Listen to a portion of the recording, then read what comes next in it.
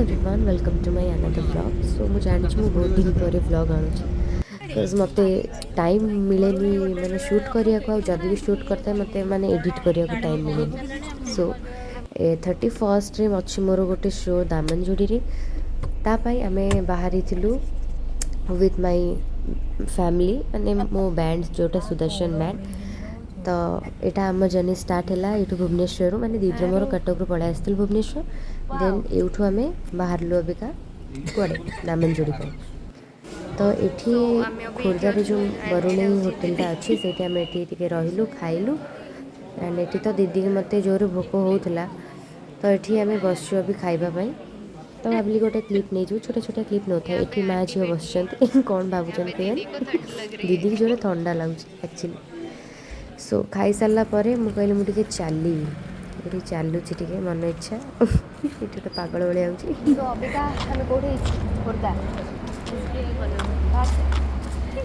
तो अभी आम खाई देचु से चलुचु ना आम दी जन प्रोब्लेम पूरा भक्ति बाहर आम पाखे जी बस सी पूरा बर्बाद हो कंडीशन। सो किचु एटा कौ जगह बट अभी तो आम पुणी जीवु आम डेस्टिनेशन हूँ कौन सा दामनजुड़ी। तो देखिए केत समय पहुँचुचु कौन कौन कर देखिए आप चलिए बाय।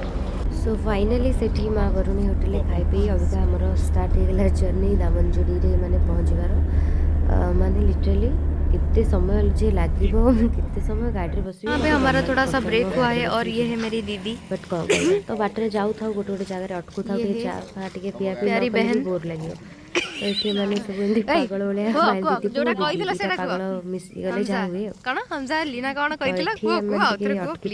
मैंने सब चा पीले एंड मु पीले न अवश्य कौन कौन कर देखो दी जन से करी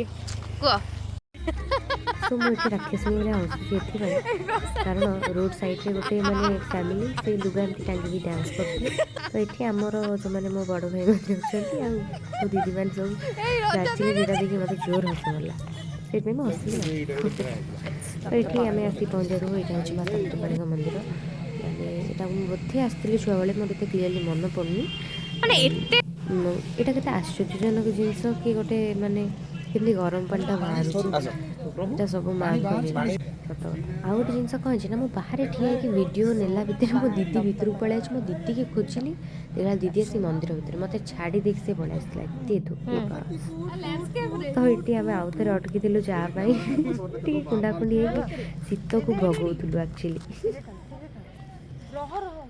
देन आम ये अटकी डिनर एंड मु अंडा भुजिया को रोटी खाई दीदी भी से खाई जाओ मीडियो भल लगे। सो अभी हमारा खाना पीना खत्म हो गया।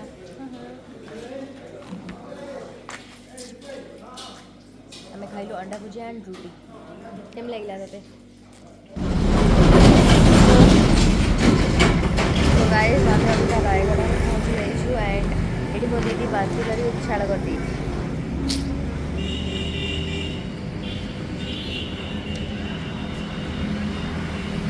सो finally we reached at our destination. इतने घंटार सफर माने रही रही जेहेतु आसलु 12 घंटा पाखापाखि लगे। Here is our room. अभी तो मुझे चली सोई पुणी देखा आ गोटे part till then bye and good night.